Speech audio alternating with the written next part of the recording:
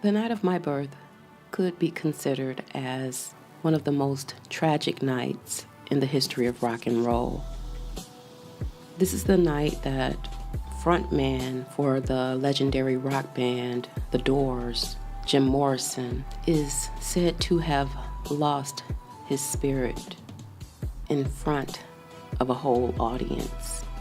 It is also said that afterwards he walked around lifeless, like a rag doll, with a blank stare on his face most of the time, until his physical body expired 6 months later when he was laid to rest on July 3rd, 1971.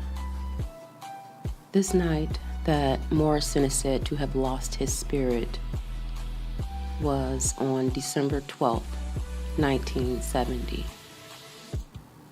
It was a full moon on a Saturday night. The Doors were performing what would turn out to be their last concert together as the original band. And this all happened in a highly spiritual place, New Orleans, Louisiana. The venue sat right off of the Mississippi River. It was called The Warehouse. It has since been torn down. Now, this was the last time ever that Morrison performed in concert. And the only things that he really wrote after that night were suicide notes. First off, if you don't know, I ran into this information while researching Morrison in hopes of finding out why, of all people, would his spirit visit me, a black female born into hip-hop culture from Detroit.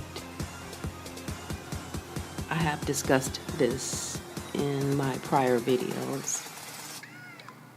And just because I was born on the night that Morrison is said to have lost his spirit does not, I repeat, does not lead me to conclude that I was Morrison in my past life.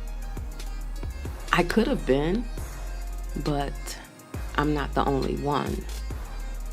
Many babies were born that day. How many of them fit the bill that I've decoded with my research and analyses, I don't know. But I was led to share this information, which leads me to believe that it could be for someone else. Like I said, I'm not excluding myself because I do have a lot in common with this man. But I would need more convincing that I am the person that these messages were meant for. The first message being, wake up.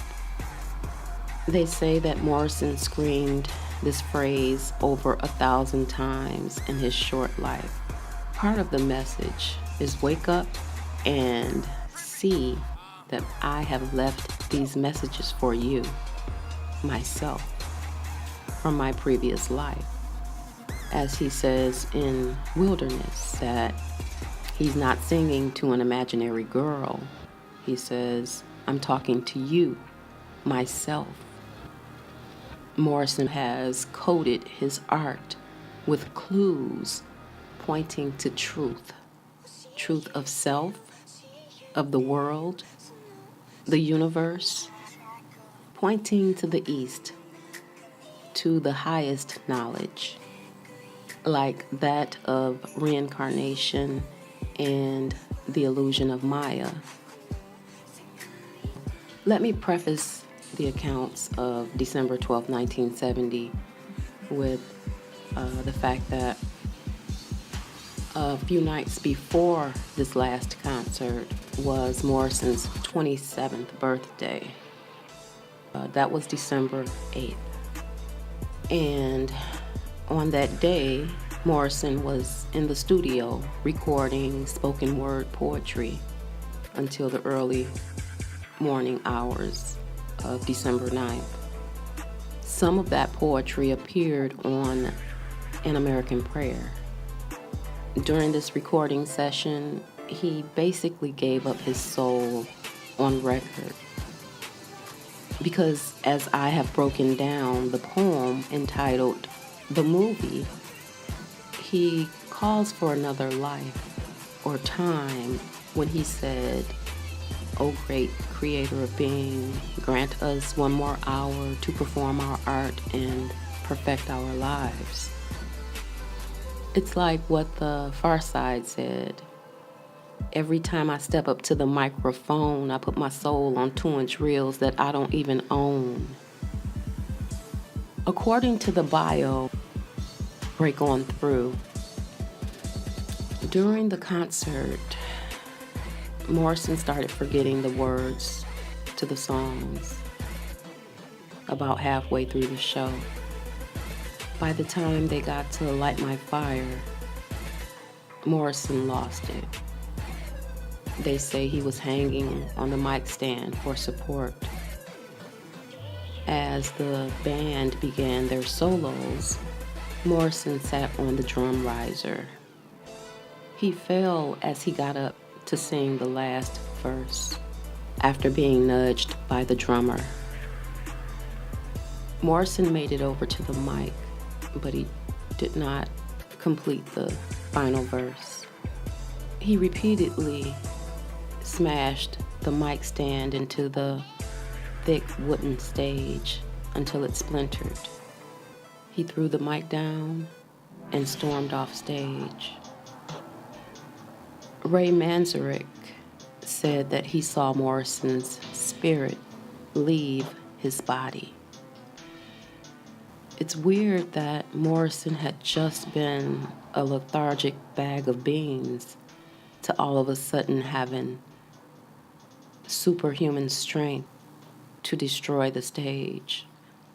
But it's really not weird because to me, the rational explanation is that he had depleted himself and spirit came to escort him out. Just recently, in 2014, I finally ran into a more detailed account of that night. I found it in a documentary called A Warehouse on Chapatuli Street, named after the Chapatuli Indians, which means those who live by the river. So this is an apropos time to bring up Morrison's belief that from the age of 5 or 6, he felt that he had been possessed by the souls of 2 dead Indians after he and his family witnessed a bad accident on the highway. I believe this is why some may have called him troubled. I believe that he was simply awake and he had a kind and caring soul. He would talk about the Bible for hours, to anyone who'd listen. He simply wanted out of the matrix. Now, I thought that the book's explanation had my chakras turning because I am a highly sensitive empath. But the documentary takes the cake. And I am such an empath that, well, I noticed it when I was about, 7 or 8. When my dad took us to the movies, we lived at the movie theater.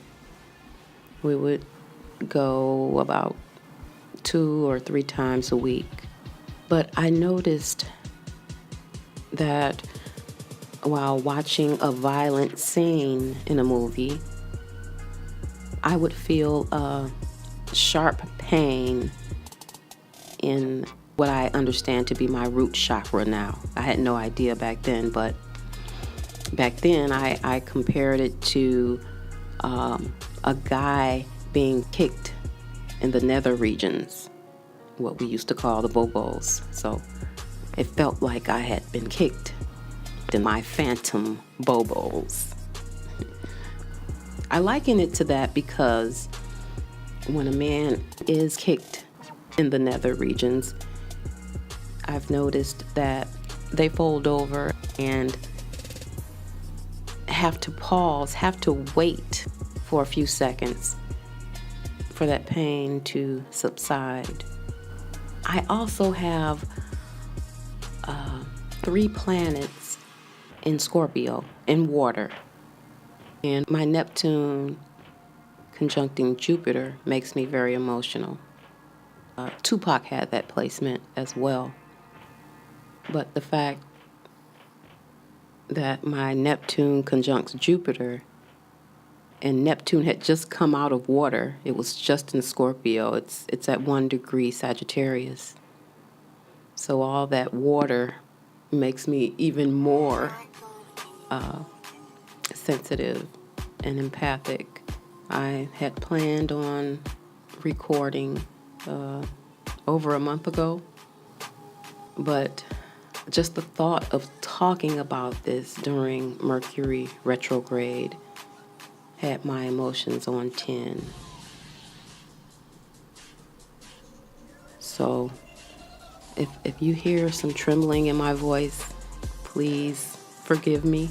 Just understand that I am highly sensitive, and I'm very moved by what happened.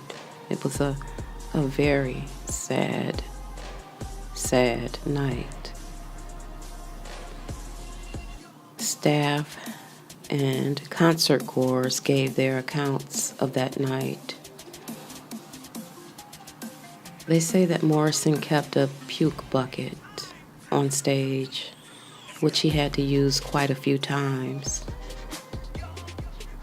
And he kept singing the same song, even though it was not even on the set list. It was an old song from the 30s, I believe. And it was about death. Figure that. This song was called St. James Infirmary. And it's about a man lamenting the death of his love, and about him fantasizing about his own death and planning his own funeral. Can you imagine what this man might have been going through, that he kept singing about death? He kept going back to this song.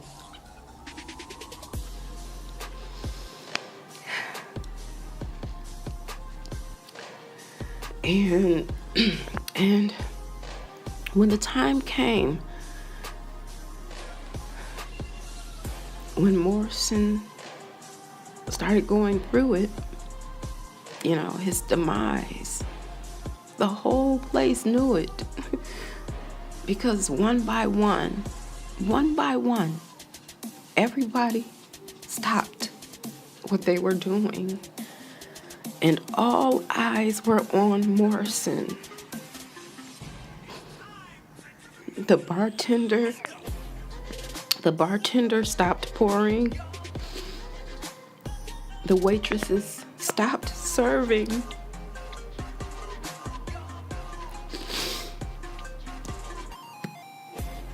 The waitresses stopped serving. The audience fell silent, and everybody knew.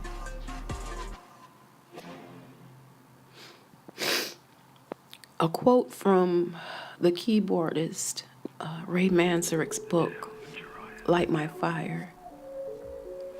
He said, the spirit left Nola during the end. Now, the end is one of their epic songs.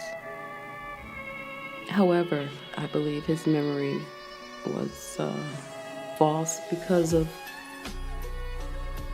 the tragedy of that night. Because from what I've read, they didn't make it to the end.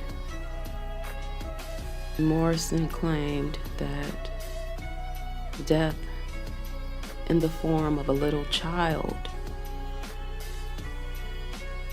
would appear to him that was here to escort him to the other side. This child showed up in the Doors movie as a boy, but Morrison apparently told the keyboardist Manzarek that it was a girl. This is evidenced in the following quote from Manzarek's book. A visit from the angel of death, that sweet little child that had visited Brian Jones, Al Wilson, Hendrix, Joplin. When Jim asked for it back in '65 in his inner imaginings, in the picture of the future we all create for ourselves, the rock and roll lifestyle did not include that final visit. And that final visit comes not from some spectral grim reaper, but instead in the guise of a little girl, in the guise of a little child, a sweet and innocent 7-year-old, a little mop top who takes your hand and leads you over. I think that this mop top girl is one of the girls from the island, the ones that he spoke about in the poem that I broke down in my previous video, Angels and Sailors. The girls that I believe were his own incarnations, Freedom and Enterprise. I believe that this 7-year-old that Manzarek spoke about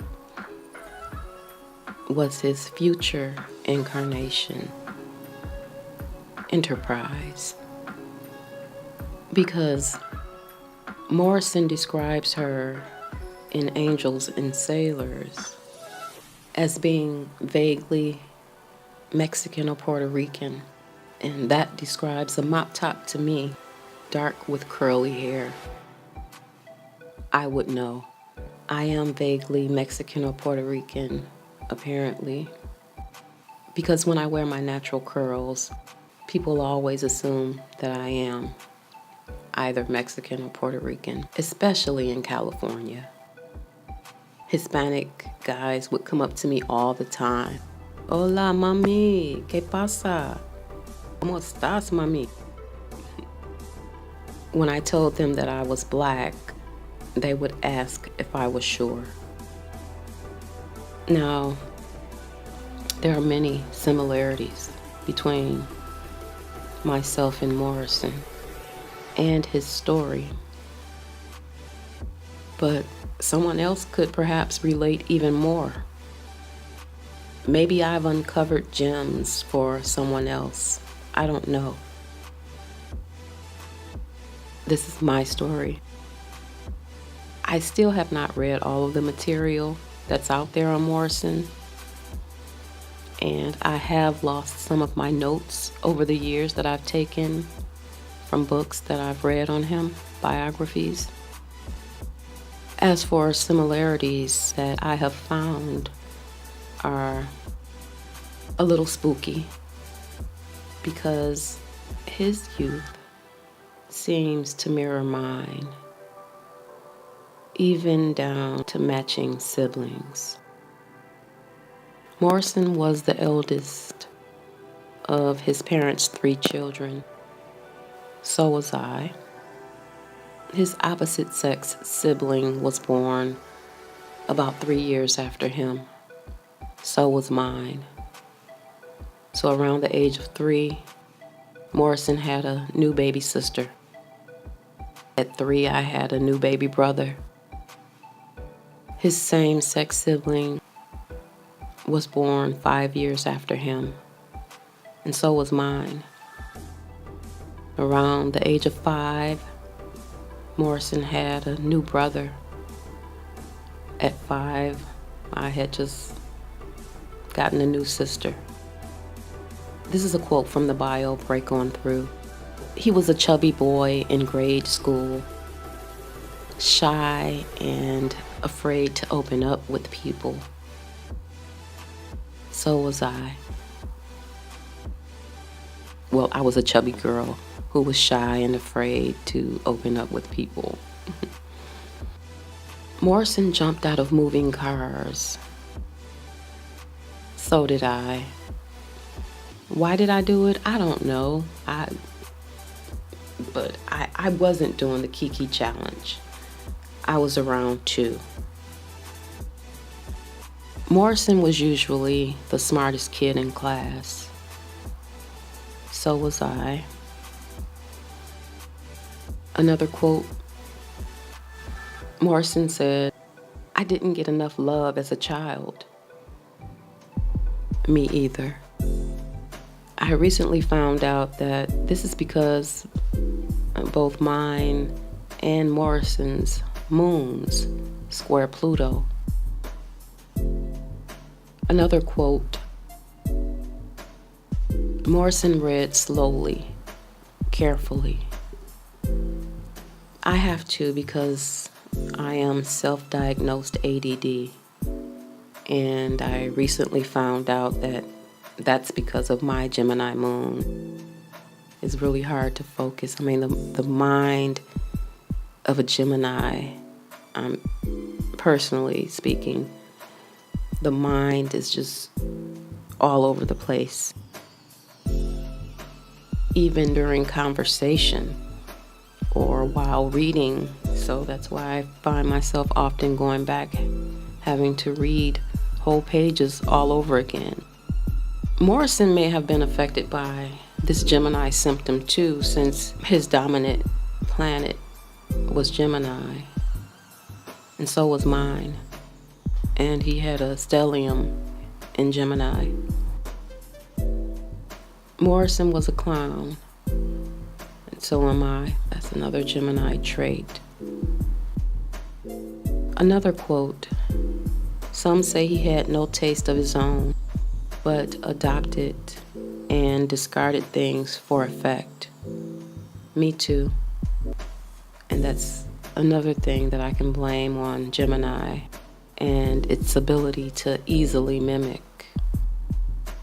It is said that Morrison had a concert going on in his head. I have a movie going on in mine. He studied film, so did I. My screenplay is based on this whole experience with him, his spirit, and all of the things that I've learned since that experience. But I have wanted to make a movie since I was a teenager, long before I knew anything about Morrison. I've always wanted to make a film about abuse and neglect, both parental and governmental. I wanted to expose the likes of Jerry Springer. I always found myself saying, what about the kids who are at home sick from school and watching this trash? You know, I've always seen Springer's audience as scary, big-headed, big-teethed Muppet monsters, bloodthirsty and wanting more trashy guests. Morrison was a lover of dreams and Native Americans. Me too. People thought that I was weird, but I've always known that dreams are spirit travel, therefore special and coveted. I would always ask people, my friends and family, what did they dream? And I fell in love with Native Americans when I was 6. My dad took us to see One Who Flew Over the Cuckoo's Nest, and I saw Chief Bromden. I loved everything about him. His beautiful skin and color, his strong, shiny hair, his stature. I was in awe when I heard his wisdom and saw his strength when he tore the sink from the floor. For the first time in my young life, I was in love.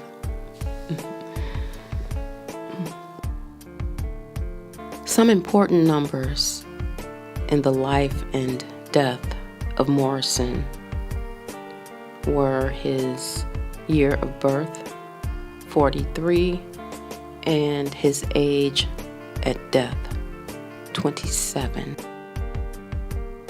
Morrison was 27 and a half when he died.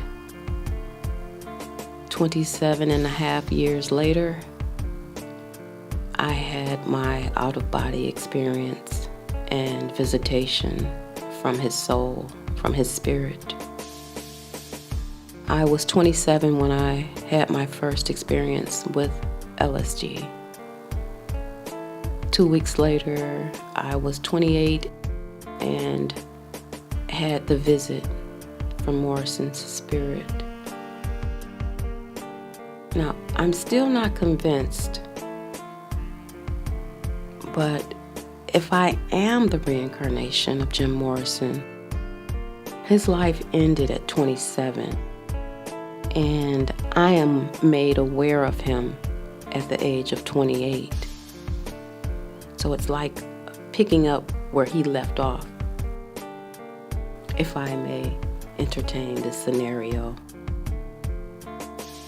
Morrison and my mother were 27 when I was born. My father was born in 27. Yeah, he was like 17 years my mother's senior. My father was 43 when I was born.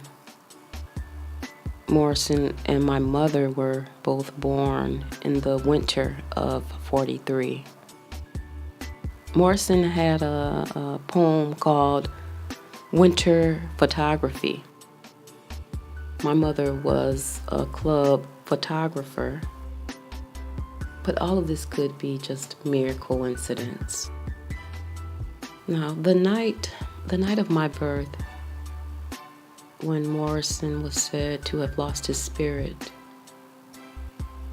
December 12, 1970, the date of Morrison's death, July 3rd, 1971, and the date of my out-of-body experience, December 24th, 1998, were all Saturdays. And his chart ruler is Saturn. I have just discovered more commonalities over the past few weeks since I've been studying astrology. There are so many commonalities in our birth charts that is a whole nother video. But I will say that past life indicators on my chart match up with Morrison. Like, his north node was Leo. My south node is Leo. So for those who don't know, the south node indicates your past life, and the north node indicates where you're heading. So he was heading to Leo, and I came out through Leo. But again, anyone born on this night would have that same Leo south node. They say that Morrison was such a supernova. I believe that it's even possible that shards of his soul could be scattered all around this planet.